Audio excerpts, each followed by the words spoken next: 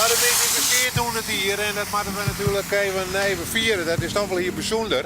Dat de buurt er nog zo mooi bij leidt naar 100 hier. We hadden eerst het idee van spandoeken of banieren.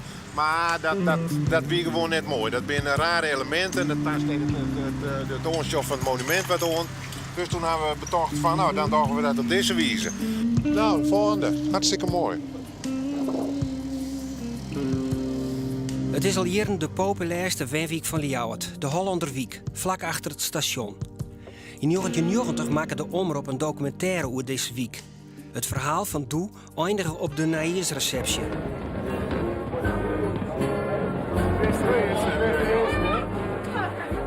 Nou, 24 jaar later, zie ik het Friesland-doc de bewoners van Doe weer op.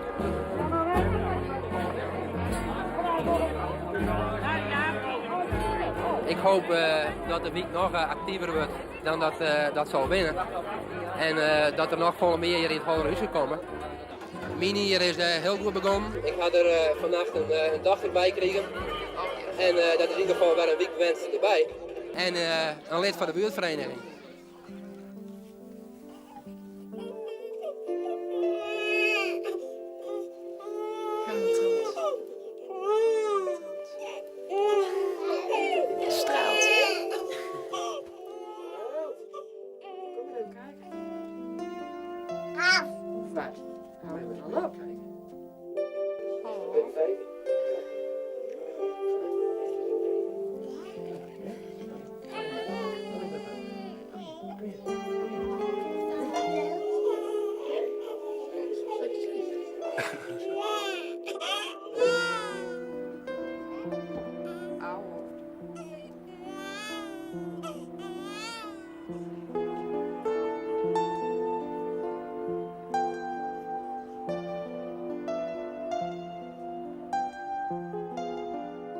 We zijn hier nog steeds.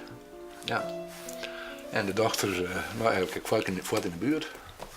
Ja, behalve wel. De jongste hier in mijn hoeken en de tweede die komt binnenkort in een gymnasiumstraat. En alleen de oudste zit in Ringers. Dus ja. We blijven plakken. En wat wie voor de reden om hier te blijven? Ja, ook de mensen. Ja, thuiskomen hier. De gezelligheid, doe maar normaal. Gewoon lekker je ding, wees jezelf. En voor elkaar zijn. Ik denk dat dat het recept van de wijk is.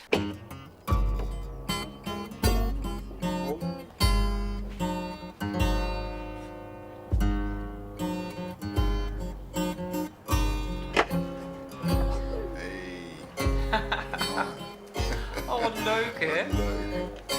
Oh, wat schattig. Zo, het zag er even anders uit, hè? Jeetje. Mooi, hè? Oh, wat leuk. Het is net alsof het gisteren was. Maar je ziet wel, het huis is wel meegegroeid met ons. Het heeft heel wat, de jongens zijn hier groot geworden en wonen hier dus niet meer. Het huis groeit met jou mee, met de fase waarin je zit als gezin, hè? Ja. Hier is ik nog wel hoe je kent. Naar een ander huis. Ja. Nou, dat hebben we wel eens bedacht. Maar dan gingen we met de kinderen kijken. En dan riepen ze als eerste, waar is het pleintje hier? Ja. Ze waren zo gewend om aan het pleintje te wonen. Dus nee, dat zat er gewoon niet in. En we hebben ook wel eens gezocht naar een ander huis of naar een derde kamer. En toen was ik in een ander buurtje gaan kijken. En daar was inderdaad een derde slaapkamer. Maar toen dacht ik, nou, die moet hier thuis ook te vinden zijn. En die vond ik. Dat is dus het weerkamertje nu. Toen had ik iets van, nou, we hoeven je helemaal niet weg. Ja. En wat ook zo fijn is, er staan geen auto's voor de deur. Dus niemand heeft het over de auto. Of wat heb jij voor een auto? Of je hebt het niet over bezit, want je huurt het huis. Dus je hoeft helemaal niet je bezighouden met serres en uitbouwen. En dat is zo fijn. Dat is zo ontspannen.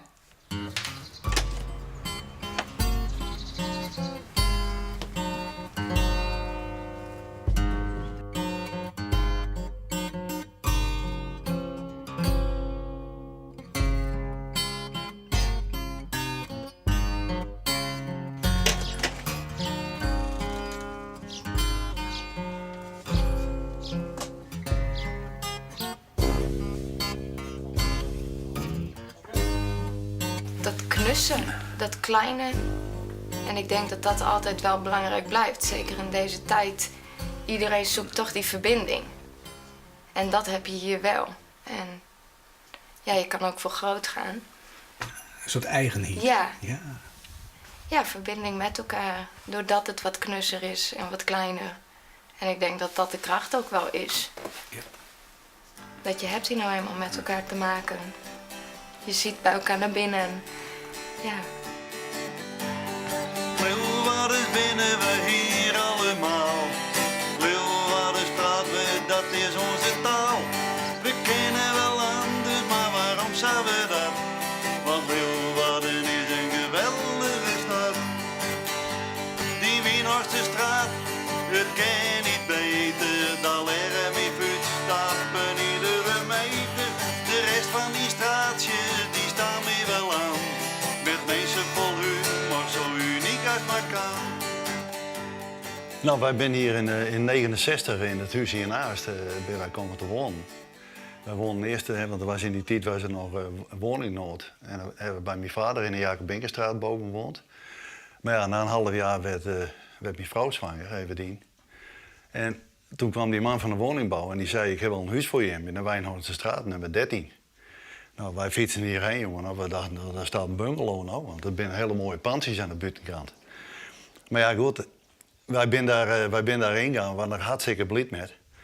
En er zat nog een hok achter, daar zat een play in. Nou, als ik daar een plasje plegen moest, dan moest ik op mijn knieën, want zo laag was dat dakje.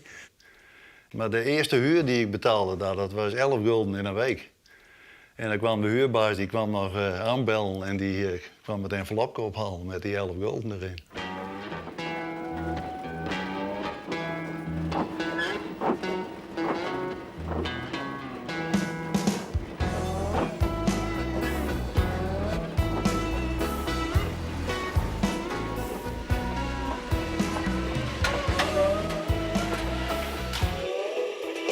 Als laatste middenstander in de week levert ook melkboer Piet Inia een wichtige bijdrage aan het in stand houden van de leefbaarheid in de week. Ik ben heel iets begonnen mijn gewoon kerken door te venten aan hier. Nou, dan heb ik mijn eerste in de winkel gekregen. En het zie je niet alleen, heb ik deze gekregen. Nou, dat vond ik al een mijlpaal en hij zag voor hier. Alleen heb ik 2 keer thuis gegaan. De 1 keer toen de dochter geboren en de 1 keer toen de zoon geboren werd. Wat nou, hoe dat je? Ja, kijk, hoi. Ja, dat Eileen, Ja, heel zo verloren. Ja, behoorlijk. Ja, het is al verloren hier. Maar ja, het verloren doen we al hier. Heel huizen, voor de handel verloren het helemaal alles. Dit is best het beste, dat ik gewoon zat. Wij hebben een beroepszicht. We zeggen, nou, dat stiet een beetje uit, mag ik eerlijk wijzen. Vroeger hier van alles bij de dik nooit, joh. Nee, ik zeg, hier met de grienkar, hier met dit en hier met dat. En dat is al hier gebeurd. We zijn de laatste der Mohikanen.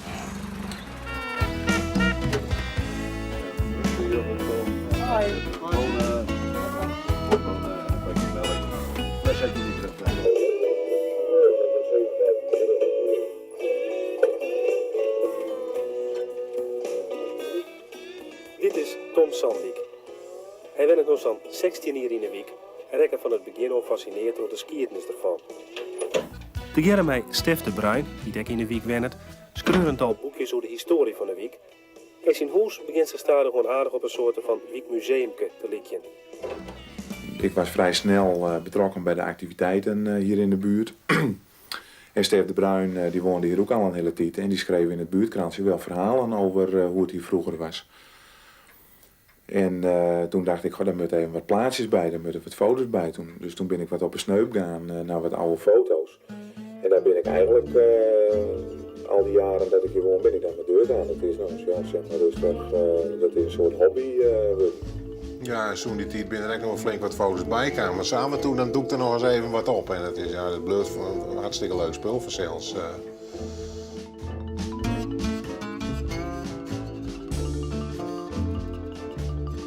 Een leuk verhaal is natuurlijk toen wij hier pas woonden. Toen had hier het Hollander Hofje nog. En daar woonden geliefde vrouwen woonden daar. En daar kwamen een hele hoop mannen op af. En dat wisten wij dus niet. Maar dan zaten wij s'avonds in de kamer en we hadden de gedienden op het licht aan. En toen zei mijn vrouw ineens, er staat hier een kerel voor de ruiten. En dan ging ik staan en dan doken ze er over de heg heen. Maar ja, later kwamen wij er dus achter dat die heren naar die publieke dames gingen.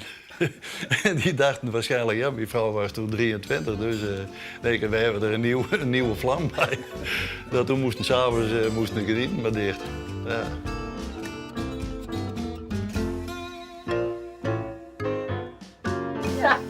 Je hebt op één moment net 20 publieke vrouwen woont. Dus zei die schilder, wat doe jij hier nou langer de woonmens? Ik zei, ik kan niet neus krijgen. Nou, daar had 20. Ja. Maar ze zei, je had geen betere buren dan die soort lui.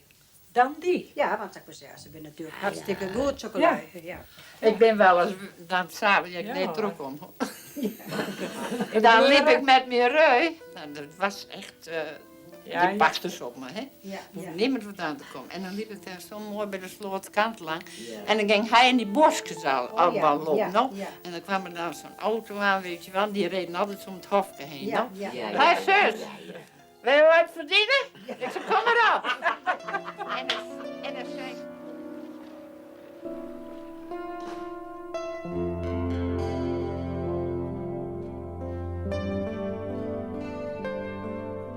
Nou, een van die foto's die nog later dus opdoekte, hij komt notabene uit Australië, maar goed, dat is ik ben een heel verhaal. Dit is van de bouw van de buurt. Ik denk dat die maken is in 1913 ongeveer. Ze zijn begonnen in het westen en toen ben ze naar het eerste gebouwd richting Hollandersdijk, zoals ze doen neemt waar. En alle arbeiders die werken aan de buurt, die staan hierop. En dit hier ben elke dag de oornemers, Riemersma en Van der Zee. Die hebben de week gebouwd voor 292.000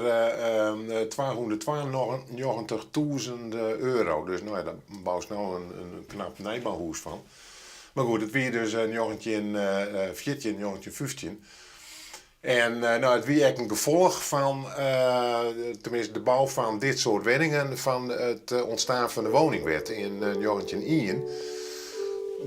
De minder bedeelden en de arbeiders die wennen in heel slimme omstandigheden. Ze wennen in kelders, in achterhuizen, in Lietse kamertjes al hier. Het wie smarrig, het wie tjuster, het wie onhygiënisch, het stonk overal. En toen is in 1901 dus de woningwet aangenomen. Dat wie een landelijke wet, ook met de bedoeling om de minder bedeelden betere huisvesting te gaan. Toen waren in het hele land woningbouwverenigingen opgericht. En in Ljouwert wie een van de eersten in het land de woningvereniging Leeuwarden.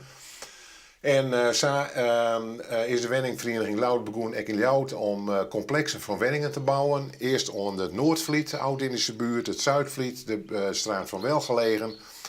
En doe in 1913 bij de eerste plannen maken voor de bouw van de Hollanderwiek.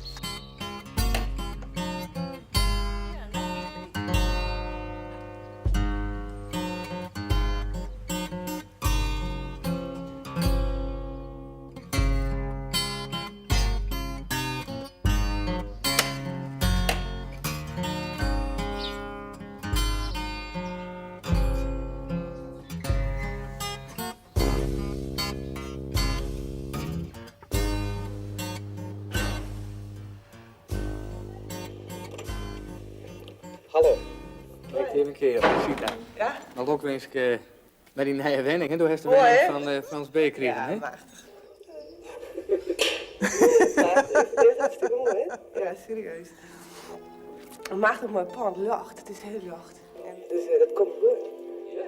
Wat is dat leuk, hè? Wat is dat mooi. Wist, het is een generatie verlien. Ik kreeg het ook naar mijn oudste dochter, zag. Heel bijzonder. Dan is hij 24 jaar lien. Ja, joh. Ja. En waar zitten we nou? Nou ja, nog steeds op hetzelfde plakje, hè?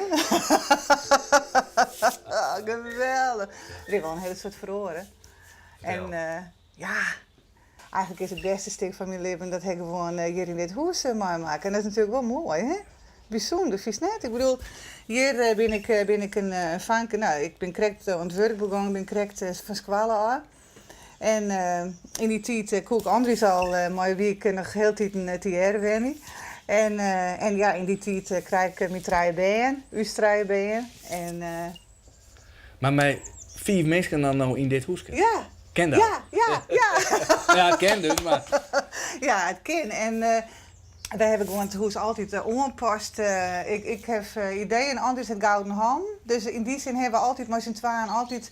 Heb ik gewoon, ja, ik weet het niet. We hebben het toch elke keer weer redden.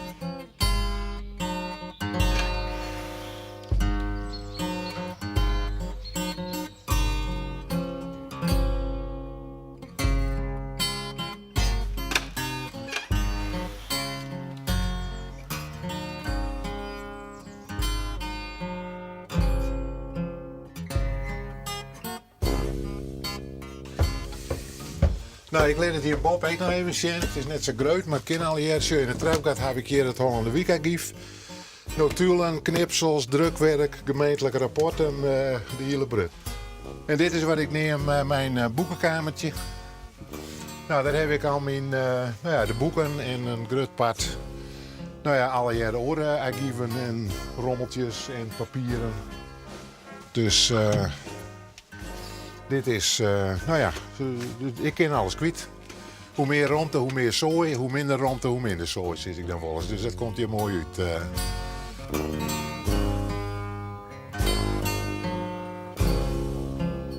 Aan jaren 60, begin jaren 70 van de vorige eeuw. De vertute is de buurt wat. De woningbouwvereniging, dat wie toch een Lieds bedrijf en die koe de fysiek ook net aan om het goed te onderhouden.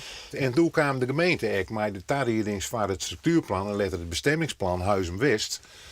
En een van de mogelijke varianten wie daar wie kaarten van, daar schrokken wij verschrikkelijk van vanzelf, dienstverlenende bedrijven, met orenwoorden, kantoren. Jusjes bestuurden het spoor, geweldige locatie natuurlijk voor dienstverlenende bedrijven. Nou ja, en toen kwam de buurt flink in opstaan. Uiteindelijk alle jaar acties, een heel soort activiteiten. Als ik het nou weer omzeg, het is ongelooflijk wat er in die tijd al hier bad is. Daar schrokken ze van en samen het net. En wij sloegen echt flink met de vuist op tafel. En wij intimideerden de boel ook wel vanzelfs. Dus dat maakte indruk. En toen had de provinciale directie zei, nou, het mag maar renoveerd worden. Dus nou, toen wie de kogel door de kerk. En toen ben ze in november 1981 is de eerste, symbolisch de eerste squashtien eraan hellen, door in trapen. En toen begon bouwbedrijf Friesland, die begon met de renovatie. Ik zie dat toch zo'n moment waarin je met z'n allen op een barricade staat, dat ik zeg maar, de takkomst en de sfeer die nou in die week zit, dat die dat mij bepaald had? Ben ik wist van. Ja. En het is nog heel tijd een echte gemeenschap. Ik word een linkse gemeenschap, heb ik het idee. Ja. In die tijd, begin jaren 70, kwamen er een soort studenten hier in de buurt. En dat wie een ek van een paar studenten, die studeerden aan de Agogische Academie, die kwamen hier net. Dus die doen hier stage, die studeerden om veranderingsprocessen te begeleiden. Dus nou ja, hier moest dingen verhoren, met name bij de instanties. Die studenten die wisten echt de why naar die instanties. Die konden formuleren, die konden strategieën bedenken. En te jaren met alle mensen die hier winnen, dat wie een gouden combinatie. Dus ja, dat kun je wel zeggen van, het was wat linkser. Want de hele sfeer in de stad, wie doe ik? Volle actie, de partij Acties kwam op, de strijd voor het behoud van de binnenstad. Dat roen ik ongeveer in diezelfde tijd. Dus er wie echt zo'n hele sfeer van, actie voeren. En ja, uiteraard zoek haar ze uit linkse hoek. Iedereen van harte welkom bij de start van het 100-jarig bestaan van de Hollande Wijk. Mijn naam is Jaap Raaksma. De wijk bestaat nog 100 jaar. En toen wij begonnen, vochten we eigenlijk voor de buurt qua fysieke bedreiging. We waren bang dat in de toekomst de buurt toch nog weer sloop worden zo. Dus eigenlijk, we zijn begonnen als een soort fysieke strijd voor het behoud. Nou is het eigenlijk in de loop van de jaren verschoot. Nou is juist dat het probleem niet meer fysiek binnen, maar eigenlijk meer sociaal. In de zin van minder contact, minder sociale activiteiten, minder ben en dus minder activiteiten in het buurthuis. Nou, daar woonden we iets aan, maar dan wel met moderne middelen. En zo kwamen we op het idee van een QR-code. Gaan we erop, hè? En er zit nog een idee achter, namelijk van wij denken dat als mensen meer begrippen van de historie, het feit dat ze in een monument wonen, als je kunde hebt van de geschiedenis van je eigen huis en van je eigen buurt, dat meer belutsenheid is.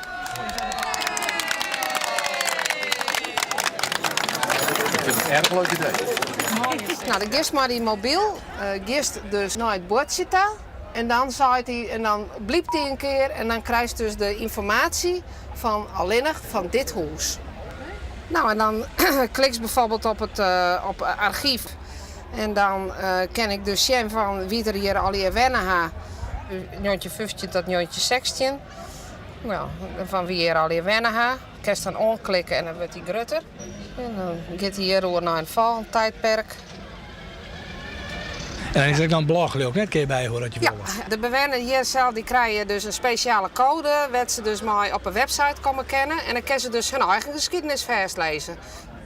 Nou ja, dit is dan een voorbeeld, zeg maar, van nou ja, de eerste kat is deurgegaan en dat liet hij zo onder de buurt even weten. Je kent het steeds sociale cohesie helemaal mooi wordt, of het wordt een meerskip. Voor is het gewoon wat platter. Wij willen je maar stimuleren, het oude praatje over de haren.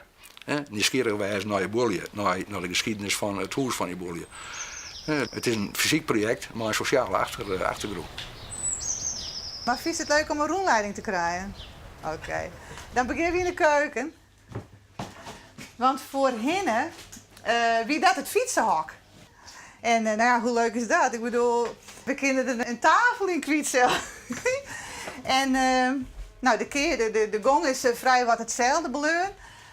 Behalve dat we 2 kostens in omkorsetten hebben waarin we gewoon de hele zand in mijn kraam kwijt kunnen. En een oplaadpunt voor alle mobiel's, want daar moest ik rekening mee houden. Nou, ik moet nog even vertellen van deze 2 Ruiten die zit juist. Dat zijn Ruiten van Erker. Die wien er helemaal net. Vroeger wie dit gewoon dicht. En nu hebben we dus een hele mooie lucht rond, met oosterlucht. En plak voor ons bed. En nou ja, wij hebben voor de band tocht dat we een beetje privacy creëren woon. Ik al is het hier heel liefs. Hebben voor Vardouw hebben een bedsteen maken. En we hebben voor Bouwen hebben een bedsteen maken. En ja, de band die ben je wel wakker blind, maar het is toch een liedse groepintie waar ze gewoon hun eigen plakje hebben. Ondanks dat het hier boven net heel groot is. En nou, het kimmerke hiernaast bij Berber, dat is wel een heel bijzonder plakje. Ik zal even zien letten. Zie, hier kunnen wij de natuur volgen. Want hier staat de grote kastanje en nou, de zus hoe mooi het hier is in de maaitijd. Ja, ik vind het bijzonder. Nou ja, plus ja, je moet een beetje creatief wezen. Was het hier maar snel wat bankje, maar ik vind dat we dat leuk dingend hebben. Ik ga niet voor, zelf niet voor een tocht in de Hollanderwiek. Schiet altijd de zon, ik heb overal zien en overal kijken. Maar het was zo mooi als bij die vergeleken. Leeuwarders binnen we hier allemaal. Leeuwarders praten we, dat is onze taal. We kennen wel anders, maar waarom zouden we dat? Want Leeuwarden is een geweldige stad.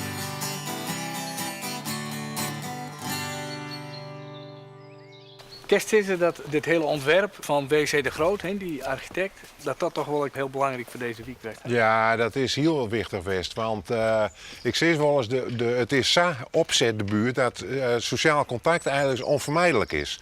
De stritten zijn snel. En de mensen die joggen oren, langs gaan de buren. En het is, ja, de soes het haast net zeggen, maar de buurt is opzet met tredje noord-zuid rinnende bouwblokken. Dus het is eigenlijk in de kern is het een heel strak ontwerp. Maar wat had de Groot Dien? Die had die bouwblokken toch snijdt, toch 2 stritten. De Hollanderstritten, maar die prachtige kromming erin en ook de Halbersmastritten. En wat krijg je dan? Het eind van die bouwblokken, met name Jere in de Hollanderstritten, al die eindhuizen die ben al hier oors. En daar ben ik dus die hele mooie detailleringen zitten daarin. Van dat uitkragende metselwerk, dat is wel een heel bijzonder element. Want echt nuttig en praktisch is dat net. Maar het jouwt wel een heel mooi beeld. Hoi. Er zitten in totaal wel 23 typen zitten erin.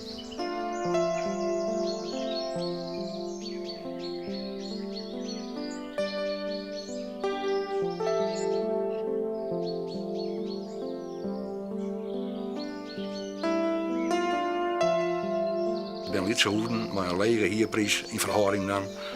Dat betekent dat de hoeven alleen maar beschikbaar zijn voor een bepaalde groep mensen. En daar maakt ze wel iets zwaarder over.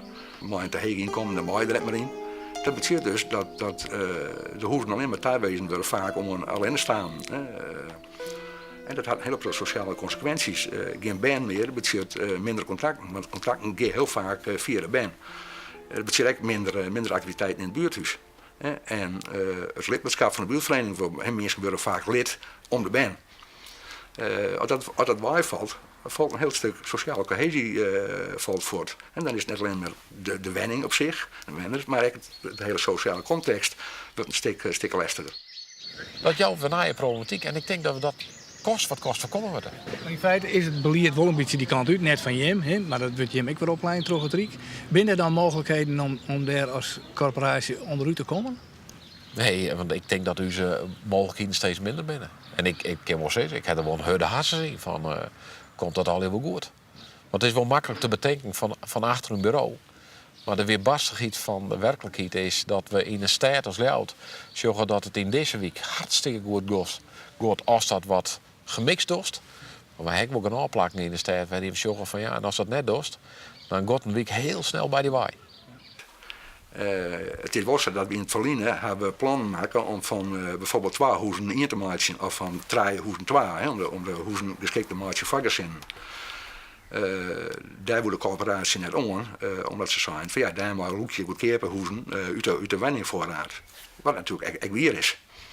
Maar op een gegeven moment denk ik, met een keuze maatje van wil je een buurt rein houden, dan kun je net zonder die gemeleerdheid. Dan maak je gezinnen. Want ik ben juist bij de gezinnen. Als je nog over de trend, gemeenschap, je maakt voor elkaar zwargen. Maar waar maar aanstaan al die ouderen in de week verzwargen, als er geen gezinnen binnen die dat ondersteunen kunnen. Dus ik denk dat we een keer de keuze maken om toch de huizen groter te maken. En natuurlijk gaat het ten koste van een aantal goedkope mensen. Maar daarmee denk ik help je de buurt wel voor de toekomst. Hoi, welkom. Oh, even kijken hoor. We hebben ooit bedacht dat het buurtfeesten iets minder traditioneel mochten, maar wat meer inbreng, ik van buurtbewoners zelf. En daaropvolgend hebben we van, we doen een soort van American Party. En het is heel simpel, maar het is ontzettend gezellig.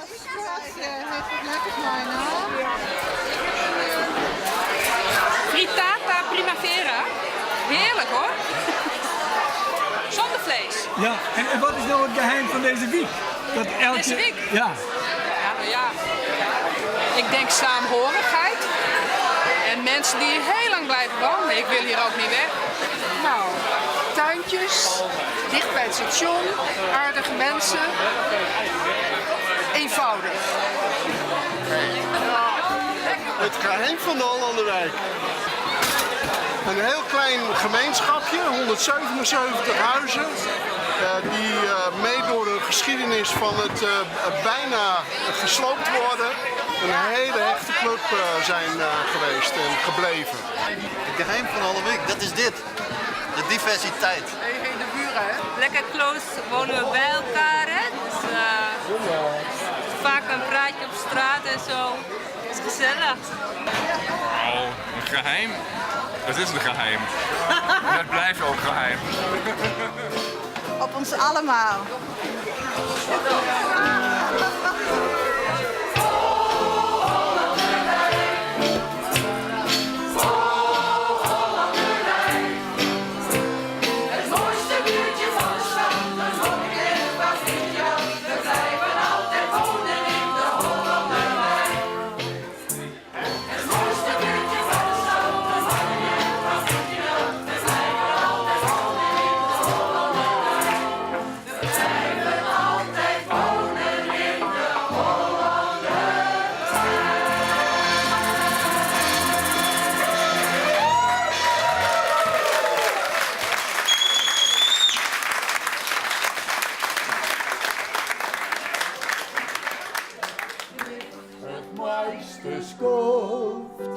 is voor mensen